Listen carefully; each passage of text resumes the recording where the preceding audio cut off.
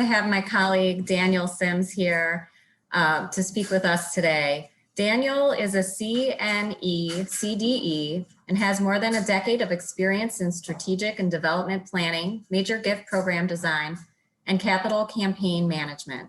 Daniel currently serves as a Senior Director of Development with the Wisconsin Foundation and Alumni Association, the WFAA, where he connects alumni, donors, and other stakeholders with philanthropic opportunities in the UW School of Engineering, where my dad graduated from.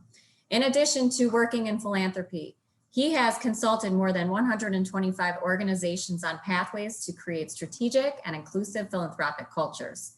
Locally, he serves on the boards of Access Community Health Centers.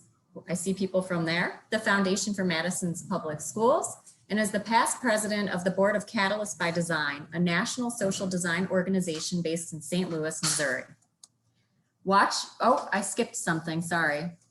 Daniel holds 2 degrees from the University of Arkansas at Monticello and is currently enrolled in the Executive Master of Public Service program at the University of Arkansas Clinton School of Public Service. He resides in Southwest Madison with his wife, Althea, 2 children, Andrea and Seth, and loving beagle, Kobe Biscuit. In his spare time, he enjoys watching documentaries on European royalty, especially Lucy Worsley documentaries, trying new foods with his wife, and playing copious amounts of Magic, the Gathering remotely with his friends. Daniel, welcome. Thank you so much, Janie, and good afternoon and happy Tuesday to all of you. It is an absolute pleasure to be with you today to talk about stewardship as we are navigating this ever-changing environment that we've been throttled into thanks to COVID-19. And as the world reopens in the weeks and months to come, how we lean into a lot of the hybrid approaches to relationship building to get our donors to give again and build strong partnerships across the table within our organizations. I always like to start this by making a promise of 3 key things that you should expect to learn during our time together today. First, you're going to learn about the importance of connecting and how to lean into the new hybrid environment to make the strongest, most valuable connections you can with your donors and prospects. Second, we're going to talk about telling the real story. A lot of us have worked or work in shops where sometimes the needs of the moment can overtake the foundational missions that we are called upon to steward and advocate on behalf of on a daily basis. And we're going to talk about some strategies to help you navigate through those challenges, especially with the added layer of COVID on top. And lastly, we'll talk about engaging a community, your donors as a community of partners. So moving your donors from simply financial partners to partners in advancing and achieving ultimately the mission of the work that you are doing on a daily basis in your agencies. As you think of questions, please feel free to put those in the Q&A. We're going to get to those at the end because I'd like to take you on this journey and we'll try to get through as many of those questions during that section as we can. So please sit back, take lots of notes. We are slide decked out, at least I am. We are going to be without a slide deck today. Because I want to be able to really hone in, see people, and allow you to just lean into the messages that we're going to be talking about over the next few minutes. So before we start, I'd like you to think about a donor that you've engaged with in the 13 or 14 months that we have been in this work from home or hybrid environment that you have had a very meaningful stewardship experience with. And when I say stewardship, most of the time we think about the tactical piece, the gift processing, the ensuring that they're thanked maybe a certain number of times, like 7 times, as the late Jerry Ponis taught. But think about a way that you really maximized and deepened the relationship on a personal and mission-driven level. that cause that donor to give again or give larger gifts during this time. And just write down, I would say, two key points that you remember from that exchange. And later on, we're going to, during the Q&A, I'd like to hear some of those and how you're leaning into those feelings, those results, as you are trying to build out your new normal 1.0 strategy. So let's jump into connection to start. I'm big on quotes and I'm big on data, and you're going to get quite a bit of both today. And so as I was thinking through, how to start this conversation, I ran into a quote from an American philosopher, William James. That says, "We're like islands in the sea, separate on the surface, but connected in the deep." And as I think about, how that applies to how I've engaged more with my family, with friends that I didn't talk to as much before the pandemic started, new relationships that I've gotten to make professionally over this last year and change, that they're all hinged on this need for creating deep bonds and having deep understanding with the people that I am in community with. And as we apply that to how we engage with our donors, let's take a look at or talk through some numbers on how we are really stacking up, so to speak, with donors in the field. So two annual reports that I lean into a lot are the Fundraising Effectiveness Project, FEP, and then Cygnus Research, Applied Research Group, does a yearly study of the statistical data from donor-centered fundraising. And there were some very interesting numbers that came out in March about what the donor environment looks like in the midst of the first act of the pandemic. Our donor retention rate across the board was around 44%, which was, as we expected, was down, but we saw so many new donors step up to give as they identified with needs.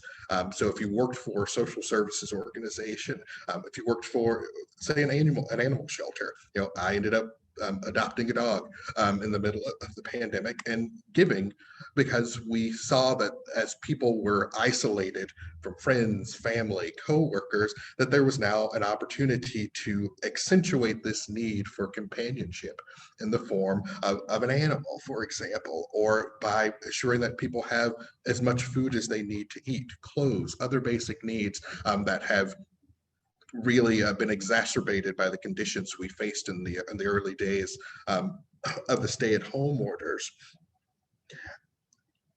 When you look at the no donor retention, the new donor retention rate, which is typically 25% on average, went down to just under 20%, I think 19.2% last year, for a couple of reasons. We were naturally scrambling in our different organizations, trying to figure out how to rise to the occasion of the moment. Figuring out, are we going to be able to survive if we're closed, if we're not doing our programs, if we're not having our signature events, dinners, and other in-person engagement points that allow us to maximize the amount of money that we raised. But what we saw across the board, and certainly this looks different from agency to agency, that people were willing to step up because they were able to clearly see and understand the need in the midst of the environment. And so as we are trying to engage those folks, both current and new donors, we have to then lean into connecting, focusing on making the authentic connections that are necessary to not only build a habit of connecting within the organization, but making that a cornerstone of our philanthropic cultures. So from picking up the phone every day to finding, unique ways to get in touch and be in partnership and in community with our donors and our prospects is very, very key to helping us stay successful now, but also as we go back into, business as usual in some sense of the phrase, that we don't lose those people as we go back to some modicum of normalcy with our operations. With the Cygnus report that I talked about, people want connection. In fact, their data showed that roughly 2/3, 67% of donors are highly likely to support a donor-centered nonprofit on an indefinite basis. So if we are engaging them meaningfully, we're asking, how are they? What are the things that are concerning them in their own lives? And then apply that to our missions and the way that they choose to give. Just sometimes we just need to be a listening ear to folks right now, especially earlier on when folks were really feeling that initial gut punch of isolation in some respects, being there to just be a partner in that moment.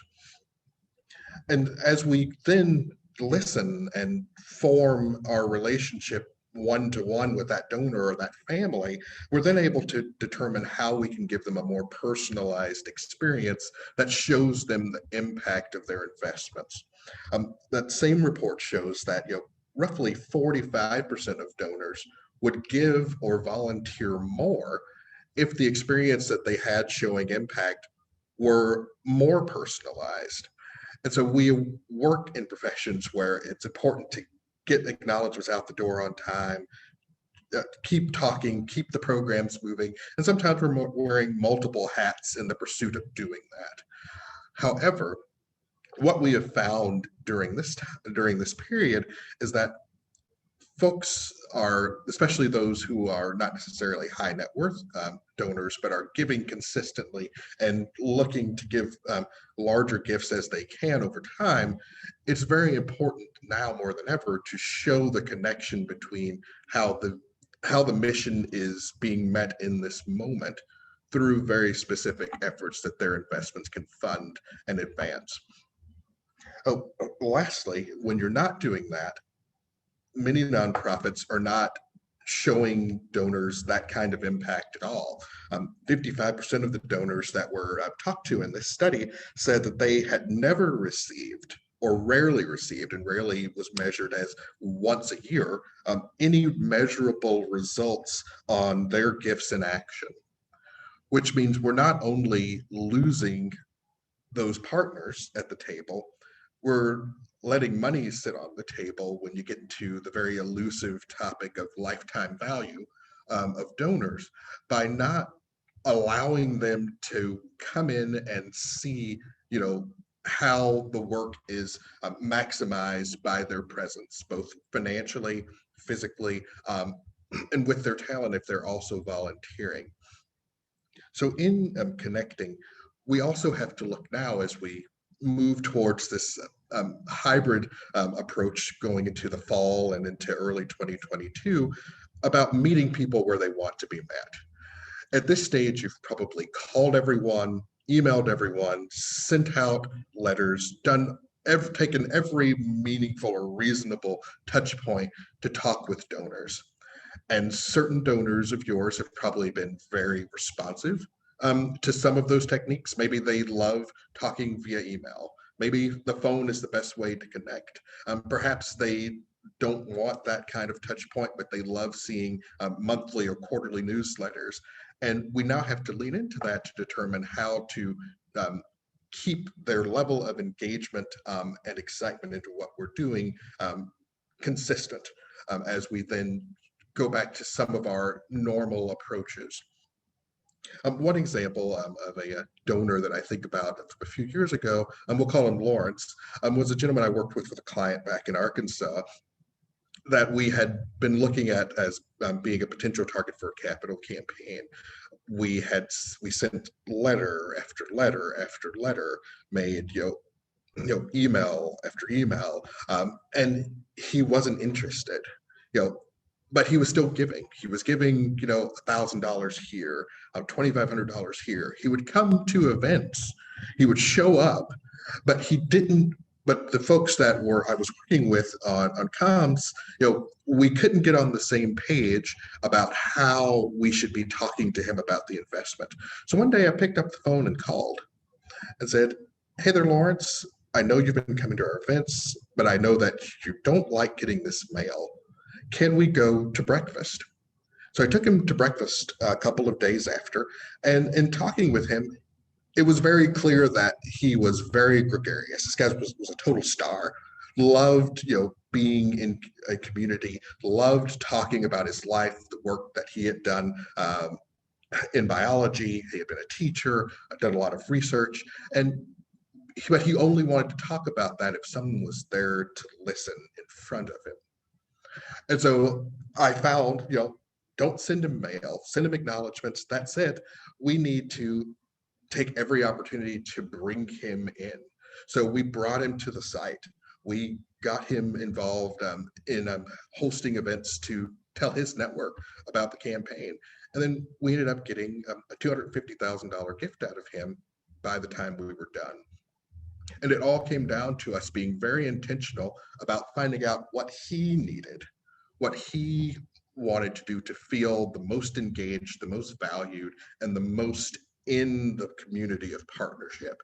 And once we found that mark from asking and listening to his needs in that experience, we were able to get a much larger, much more meaningful gift to help move the needle for that project.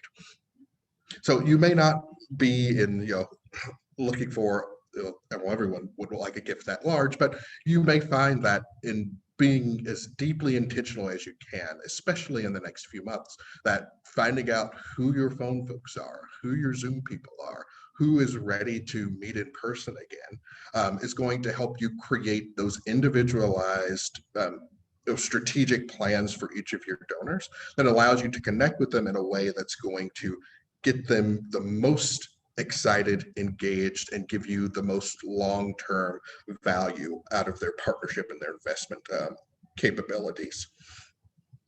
So as we are determining then, what connection looks like, we then have to determine what the real story is that we're telling. And in most of my journey in consulting and working with organizations, more times than not, the story that we tell to try to get donors involved is not the story of the mission. It's the very specific story of the need of the moment. And the needs of the moment change. So if you work with an education group, the need of the moment this month may be helping prepare, help students get things for graduation. In August, it could be teacher supply kits. In another time of year, it could be something else. But if we take those stories and then turn them into an existential fight for survival versus discussing how those needs feed into the need to advance a mission in very specific ways through those programs, through partnerships with the community, then you're never going to be able to get donors on the right track to think about giving transformational gifts, because it's hard to transform a need of the moment because the need of the moment change. The method of transformation changes. The people that you need at the table based on how the need of the moment looks at a specific period of time changes. And mission gives us a chance to ground people into what it is we're doing on a day-to-day basis and how their partnership can then equip us to meet needs of the moment as they arise. So as you are determining, as you are reviewing your mission, particularly with your board and your executive committees, is starting to look at the right questions to ask. So as we're looking at budgets and we're looking at advancement plans for organizations, especially for those of us that are flipping into new academic years or fiscal years in the next few weeks, the question we often ask is, how are we going to meet this need? How are we going to make the goal? Where's the money going to come from? Who do we need? Instead, we should be asking, who are the partners we need to help us fulfill this mission? So when we start to see the mission and people coming together to solve a thing, to advance a thing, to move a thing forward, versus seeing a mission and then the money attached to these people, We are then allowing ourselves to think in a very strategic way about how the right mix of folks in our communities of donors are orchestrated and convened to move us to a particular corner where we're turning. And so all of this works together with our strategic plans, with working with our staff, working with donors themselves to find out what is the impact you want to make. So with every donor that you're meeting with and you're telling the story, you should also be asking them to think about, and this is something I do in my current role, is what is your philanthropic end game? If at the end of everything, if you were able to throw all of the capital that you wanted to at a particular end goal that would make you feel that your philanthropic legacy has been fulfilled at UW or the Urban League or with the library or any organization that they're connected with, what would it look like and how big would it be? Then I help them walk backwards from that end game to determine where the opportunities are in the mission itself to help them achieve pieces of that could then help them make the jump to the transformational, life-changing, once-in-a-lifetime gift that they could make to bring all of those pieces together through mission, so that every gift they make along the way makes sense. Everything is unique to them and their story and the journey that they want to go on as philanthropists. And we're there as trusted philanthropic advisors to help them navigate that. That, I think, brings in more money.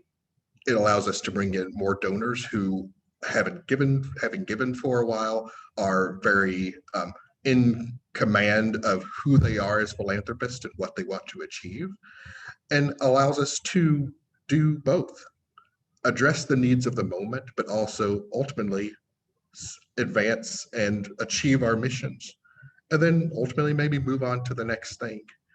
But I think that is a series of unlearning a lot of years of organizational and probably professional trauma that a lot of us as fundraisers have had in needing to raise that money right then for those things.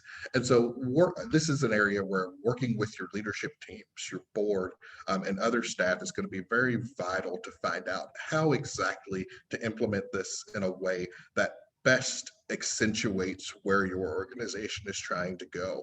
And I hope that there will be some questions and Q&A about specific strategies that you could take to do that. Lastly, we've talked about now this convening, this building of community with donors. Now we want to find ways to engage those donors within their own community of partners within your organization. And so one thing that I have found over the years is that giving societies have a very key role in allowing donors to feel a sense of achievement for the level of philanthropy they've been able to enact with in partnership with an agency, to connect with other folks, sometimes on a social level, sometimes on a programmatic or a research level. But I think that there's also something to be said about giving donors a chance to learn from other donors about why their philanthropy has led them on the journey that they're on.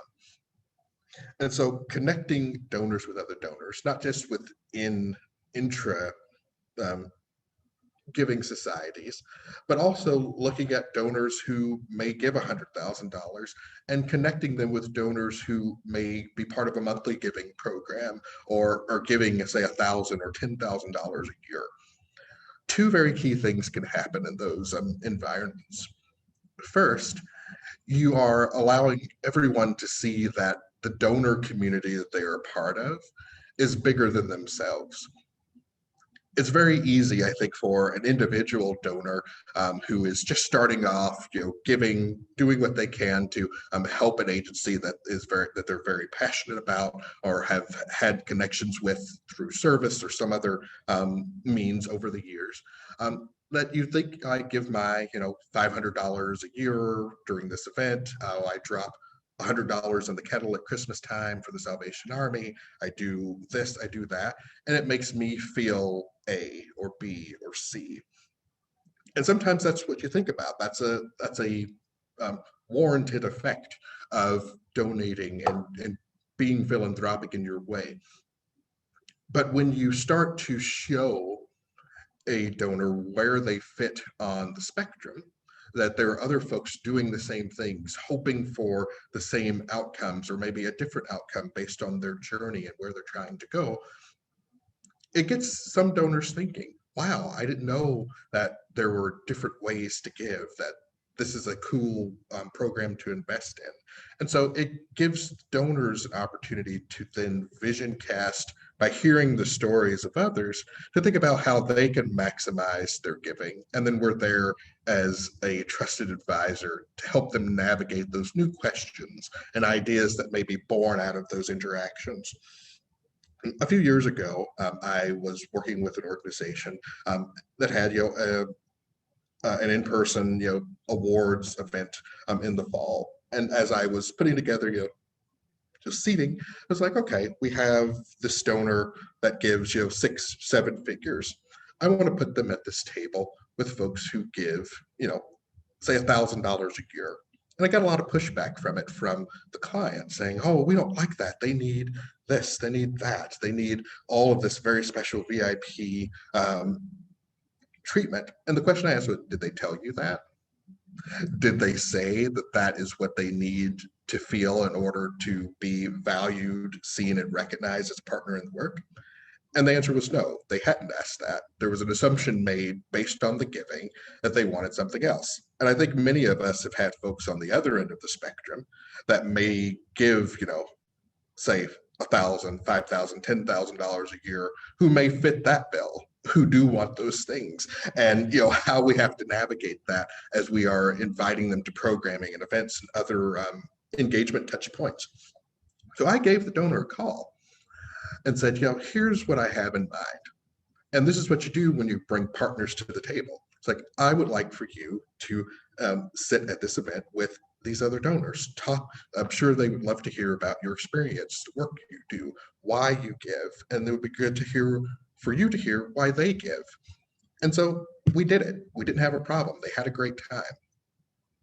3 weeks after the event, I get a call from one of those $1,000 donors who said, thank you for, sitting us at that table at the gala. Like, I learned a lot. I had a great time. And I didn't realize how much potential I had to give, all the different ways that I had to give.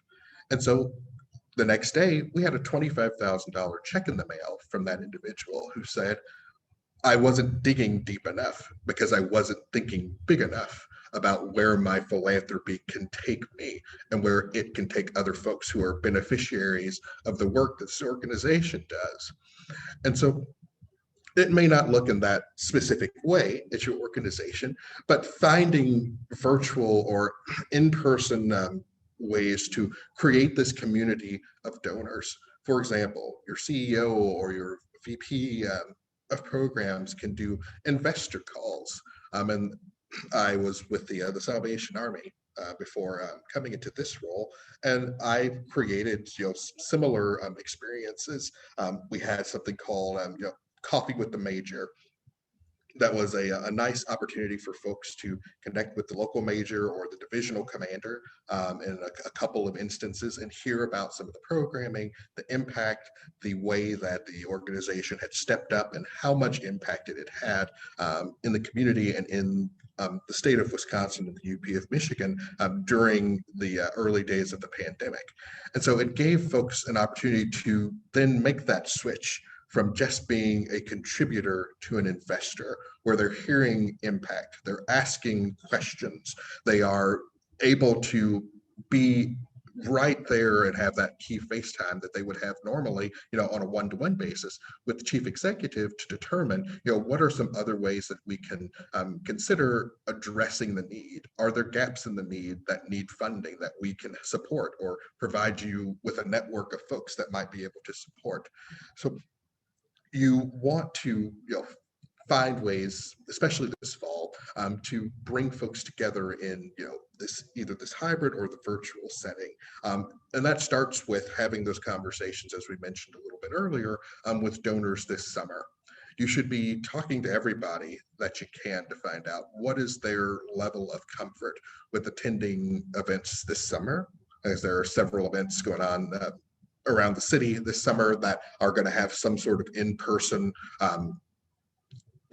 aspect to it. And certainly in the fall when school starts and other things are going on, there will probably be a lot more of those going on. So starting to plan either by calling folks, putting out a survey, having these small, roundtables or investor calls with folks to kill two birds with one stone, create community, but get these questions and hear these concerns being put on the table, will give you an opportunity to figure out exactly how your organization should be strategizing these connections through the end of the year. And not knowing what's waiting for us, on the other side of the summer, or even at the end of the year going into 2022, it's going to be even more vital to be in much more constant communication with these donors, especially our top tier donors, to find out how we should be waxing and waning our strategy based on the landscape. And so you give yourself a much wider array of options to work from when you start, when things are a little lax, right, or quiet, to bring these people together in a group to hear their concerns and then start vision casting and strategizing with them, and then build that out with staff and leadership. So taking all this together, we're coming up, to Q&A now. You have to really think about, what your call to action is. You have to commit to do something, because it's very easy to do nothing in this time and say, we're just going to continue to navigate through the strategies we already use. But you have to decide whether those are going to serve you well, if they've served you well already, if they're serving you well today, and if serving you well in this new normal 1.0 is the way that you're going to go with what's been laid before you. So take do nothing off the table. And so if you're committed to doing something, thinking about a strategy, please say I will in the chat. It'll be really good to see where people are about, committing to figuring out how even one of these paths can provide you with some tools that can help you really deepen your relationships in the weeks and months to come. And you will see long-term, lifelong results as a result of taking some of these actions. Beyond that, a second call to action is, I'm available to talk. I love one thing I love besides data and, and quotes and all that stuff is connection and your relationship. So I am always available to get a coffee, have a one-on-one, talk with your boards on how to lay out specific strategies on how to lay that out depending on the lay of the land within your agency. And I do see one question here, and I want to take it now before we go into the general Q&A. These engagement events are not ask events. These are events to really get folks on the same page about where the momentum is within organizations, getting their advice, and asking them in lieu of that advice where they think you should be going with engagement. Now, if gifts come out of that, that's fine, but you should be developing these events with ask off the table. This is really an opportunity to meet the donors and investors where they are, and to really ask very key, deep, meaningful questions of them that will help you determine your best action plan in terms of what engagement for asking gifts in person or virtually will look like later on, if that makes sense.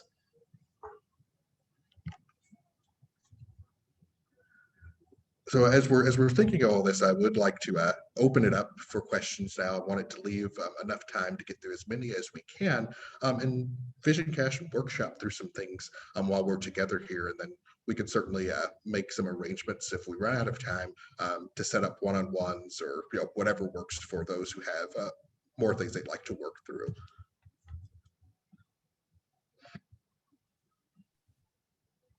Awesome, Daniel. I'll jump in with one question that came in on the Q&A. And as Daniel mentioned, please go ahead and submit those through the Q&A, or if you do in the chat, we'll try to catch them over there too. So one of the first ones, kind of going back to beginning of your presentation, but the question is, do you recommend reaching out for the first time via email and then following up with a phone call, or vice versa?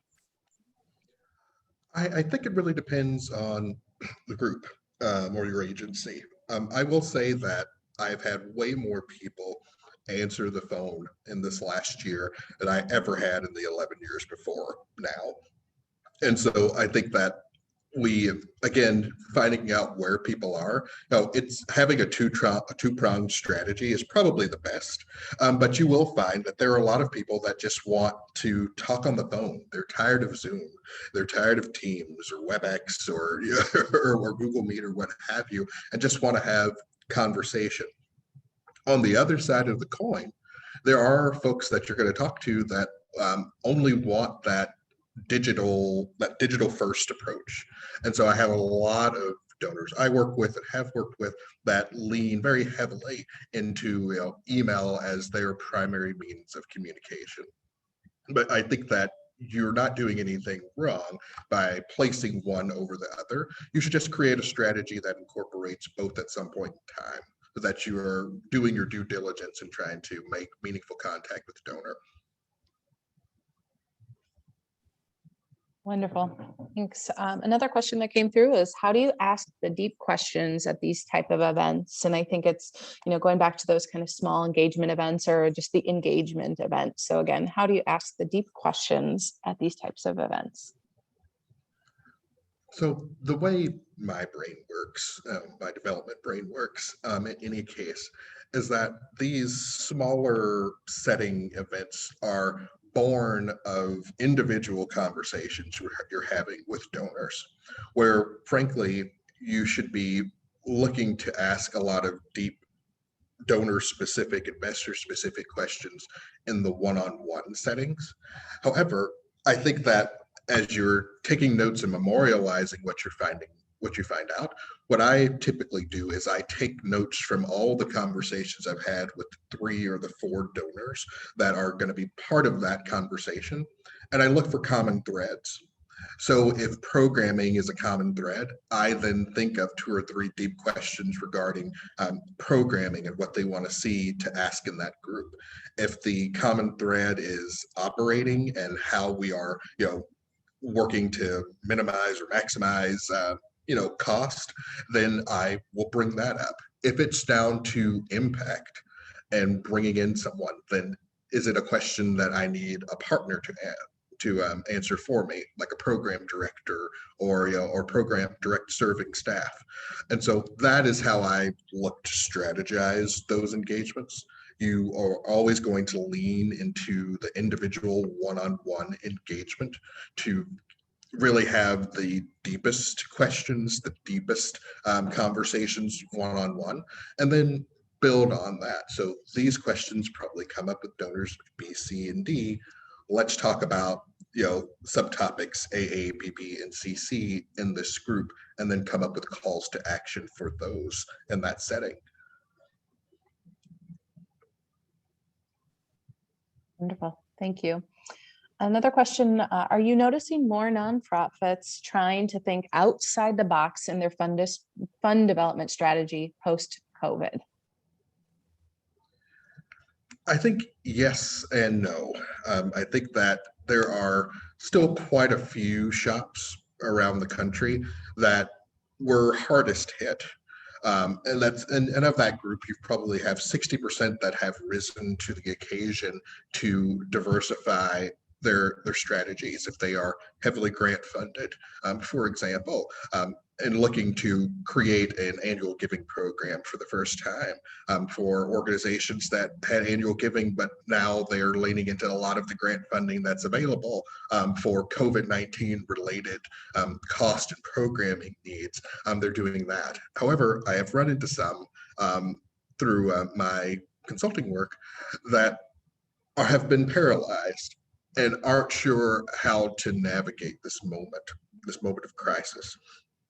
And this was something I saw a lot at the beginning of my career in 2009 and 2010 when we were working through the recession period.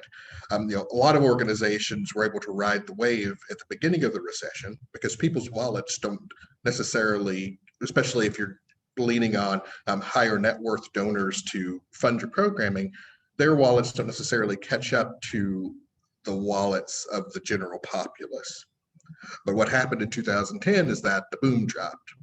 And a lot of people weren't able to figure out how to survive outside of getting stimulus fund ARA money, stimulus fund money, or not getting ARA stimulus fund money, and weren't sure about how to then institute those other diverse verticals within their organization, whether it be annual giving, major gifts, planned giving, to meet those needs that needed to be met, but they weren't sure how to operationalize the changes within. So I think generally speaking, we are seeing a lot of organizations really do the work to try and diversify as best they can. And I think we'll continue to see more of that over the next year or two as things kind of resettle.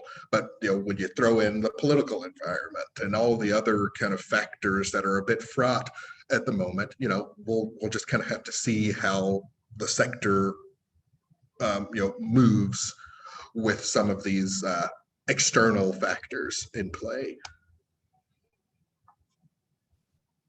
Wonderful. Great, thank you. Another question, do you believe in or utilize a community-centric approach in your stewardship? If yes, what adaptations have you made from a perhaps more donor-centric approach? Yeah, very good question. So my research area, and the research area I've had through most of my career has been now in marrying the DEI lens to funding models and stewardship models. And in that journey that have been in the last 7 years now, it's really come down to two things. If an organization is here to move the needle to improve a community, and donors are part of the, or seen as the nexus of the operation of the nonprofit, some of the changes that I've made in my approach is that we then bring them in as partners in the work. So if we're partners in the work, no one's at the nexus except the people being served. And we then are working together to find strategies that help the donor feel what they need to feel and achieve what they want to achieve, but not at the expense of the community being advanced through the mission of the work that's happening. And so I think that those strategies, particularly in those one-off conversations, is really where the hard work happens.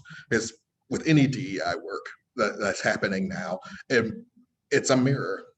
There's a lot of realizations and breaking down of perceptions about oneself and about organizations we work with and who they are at the core, that we're changing to be able to accommodate this very needed shift from the donor being at the center of how we operationalize the mission, the work, the programming, to how the community informs how we should operationalize, if that makes sense.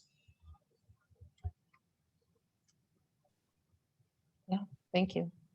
We've got one more question. We've still got a couple of minutes here. So if you do have additional questions, please do submit those. But I do have one more here at least, but again, please submit if you have other questions. So Daniel, what strategies do you use for annual donors who typically give smaller gift amounts?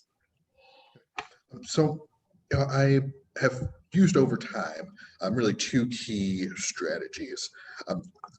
Most of the folks that I worked with that were giving, smaller amounts, we'll say $500 a year or less. We looked to find ways to kind of center what they do in a giving society type fashion. And so one thing we used at one organization was called the Circle of Friends Society. So that was our $1,000 a year or less. I think it's $1,000 to maybe $250 a year. Those folks received a quarterly newsletter. They got some sort of end of year recognition for the giving that they gave. But it also got people to thinking when they find, oh, wow, I did a thing. They're recognizing that we were able to help. We then worked with those folks one-on-one to show them what their dollars were doing. So if they were giving $500 a year, we figured out, how do we express what $500 a year can do? Can it send 3 kids to an after-school program? Can it feed 4 families? Can it help, train, 2 people in a workforce development program? And once folks started to see how their dollars were also informing impact in the way that we would for larger donors, that got them to thinking. And I would be very direct with them and say, well, if you see that your $500 can help 4 families do X, Y, or Z, let's vision cast what we could do at 2,000 or 5,000 or 10. And that's been the area where I've had the greatest, I think, amount of success over time, is helping folks see at the very base grassroots level how the amount of money that they feel may be small and not insignificant is also very vital in pushing the needle forward. So I would usually start there, find ways to operationalize bringing those folks together in community, and be very vocal and intentional about showing them the direct impact that their gifts have, and start talking with them and guiding them on this journey to think about how maximized gifts expand their footprint. Great, thank you. And we have one more question. We're going to put you on the spot here. What is the biggest mistake you used in a donor stewardship effort, and how have you learned from that? Absolutely, that is a great question, and it harkens back to my early days, in the field. So in 2009, I was working with a music festival in Arkansas, where I grew up and was raised and went back to as a young adult. And we were looking to raise money to get this festival going. It's a 35-year-old now music festival. Roughly 100,000 people come to a town of 7,000 people each year for 3 days in October to hear blues music. And it's great. Folks really enjoy it. But as we were building the major gifts program for this festival, which hadn't really existed outside of the corporate relations side before that year, we put together a tinted event at the festival for donors who had given $50,000 and above. The governor of Arkansas at the time was there. We had a lot of other dignitaries come through. And something that we didn't do is that we had a couple of donors who helped fund that event, who had asked for very specific opportunities to connect with a couple of these dignitaries who were there to talk about, how do we create arts funding and some other advocacy level things that they talked about as being a driving factor for why they were giving.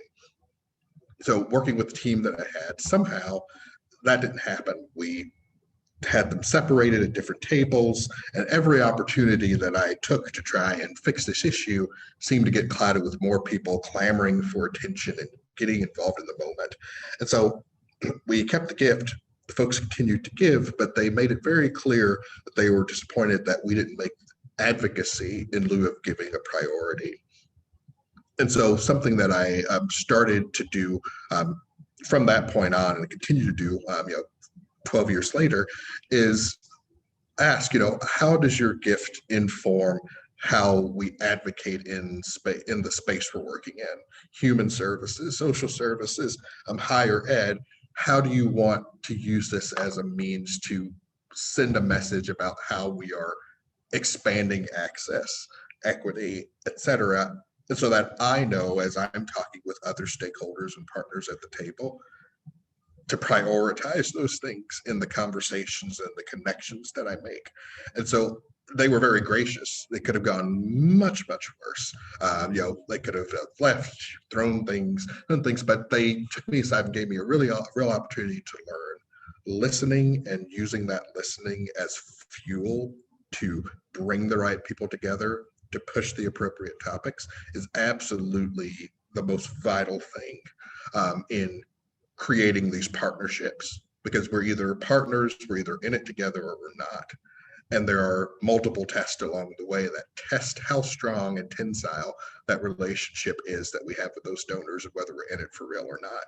And so it's a lesson I try to use every day now in how I'm connecting and building and engaging.